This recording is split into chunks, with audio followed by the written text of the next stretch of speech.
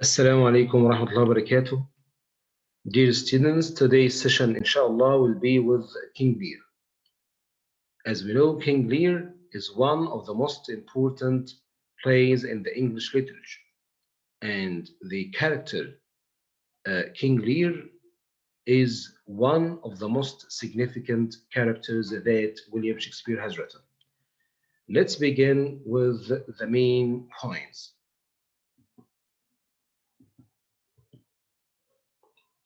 The main events.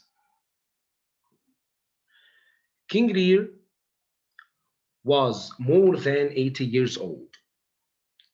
He was the king of Britain. He was tired and no longer wanted to rule his country. So he decided to let his daughters manage the kingdom instead of him. He asked each of his three daughters. The elder one was Goneril, the middle one is Regan, and the youngest is Cordelia. He asked them all to tell him how much they loved him, so that he could give each daughter a part of his kingdom according to how much she would say that she loved him. The promises of the cruel daughters, or the appearance. The first daughter to speak is Goneril. She was the wife of the Duke of Albany. She declared that she loved her father more than words could tell, and he was dearer to her than the light of her own eyes. And she added that he was dearer than life and liberty. Of course, the king was very pleased and gave her and her husband one third of his kingdom. The second daughter to speak is Regan. She was the wife to the Duke of Cornwall. She declared that what her sister had spoken came short of the love which she would tell him, and she added that all other joys are dead in comparison with the pleasure which she took in the love of her dear king and dear father. Of course, again, the king was very pleased and gave her and her husband one third of his kingdom. Now we come to the youngest daughter, which is Cordelia. The third daughter to speak was Cordelia. She was Lear's favorite, and he called her his joy because he loved her so much, and he knew that she loved him so much.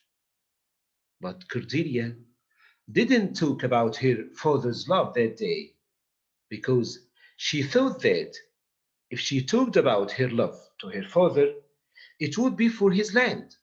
So she preferred to love the king but keep silent.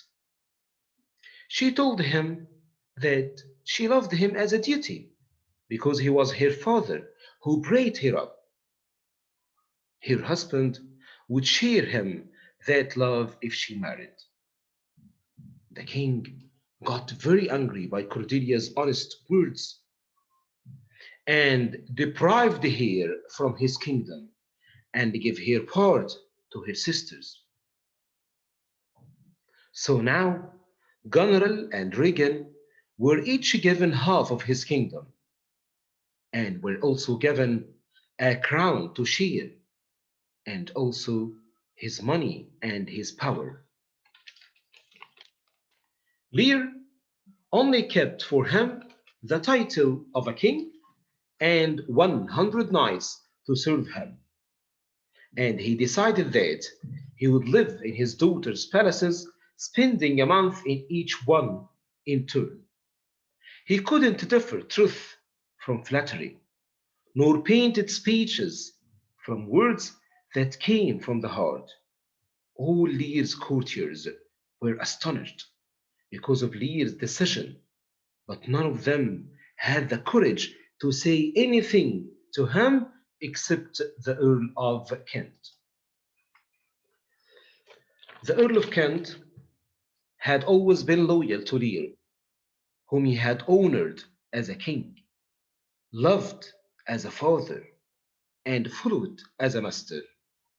He tried to defend Cordelia. He tried to explain to Lear that he was not making a wise decision by punishing his true daughter. But Lear was too angry to listen. King Lear threatened to kill Kent if he didn't stop talking on behalf of Cordelia. But Kent told him that he was always ready to lose his life to protect the king, and he was trying to protect the king from his foolishness. The king was like the madman who killed his own doctor. The king gave Kent 5 days to leave the country, and he decided that Kent would be killed on the 6th day if he was seen there. Before Kent went, he prayed the protection of the gods for Cordelia, who had so rightly thought and so honestly spoken. He only wished that her sister's large speeches might be answered with deeds of love. Then he went, as he said, to shape his old life to a new country. But true loyalty cannot be stopped by cruelty, because Kent chose to stay in Britain, even though he knew that he would be killed if he was discovered. He was determined to help the king, so he dressed he dressed as a servant and went to the king to ask if he could work for him. Kent called himself Case. Case found a way to show his loyalty to the king. On the same day that Caius had become one of the king's servants, Goneril's servant was rude to Lear. Caius pushed the servant to the floor. Lear was grateful for Caius' support and grew to like him more and more. Now we come to the reality of the cruel daughters.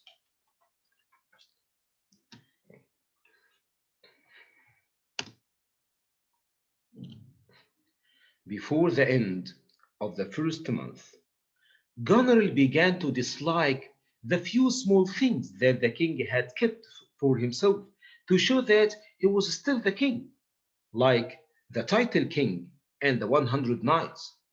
She didn't like to see him, or his 100 knights. Whenever she met her father, she was unfriendly towards him. When he wanted to speak to her, she pretended to be ill. She never showed any respect for the king, and following her instructions, her servants wouldn't do what the king told them to do, or would pretend not to hear them.